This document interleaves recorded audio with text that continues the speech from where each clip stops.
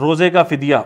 शेख फ़ानी यानी अगर कोई शख्स बिल्कुल बूढ़ा और ज़ईफ़ हो जाए और रोज़ा रखने की कुव्वत ना हो तो ज़ईफ़ के लिए रोज़ों का फ़िदिया अदा करना जायज़ है। फ़िदिया अदा करना क्या है जी? जायज़ है। बिल्कुल इसी तरह अगर कोई औरत हामिला है या कमज़ोर है, और हामिला और कमज़ोर औरत या मरीज़ के लिए रोज़ों का फ़िदिया देना काफ़ी नहीं है। अगर फ़िदिया दे दिया तो सेहतयाबी के बाद दोबारा रखना ज़रूरी होगा। हामिला हमल की हालत में उसको पता है अगर मैं रोज़े रखूँगी तो क्या होगा जी, मेरे इसका असर मेरे हमल पर पड़ेगा। या औरत के अंदर वीकनेस इतनी ज़्यादा है कि उसको मालूम है अगर मैं रोज़े रखूँगी तो मेरी कमज़ोरी में क्या हो जाएगा जी, इजाफा हो जाएगा, बीमारी बढ़ जाएगी। तो अगर वो डॉक्टर के कहने से रोज़ा छोड़ देती है तो रोज़े का फ़िदिया दे देने के बावजूद जब वो तंदुरुस्त हो जाए, ठीक हो जाए, तो इसको दोबारा रोज़ों की क़ज़ा करनी पड़ेगी।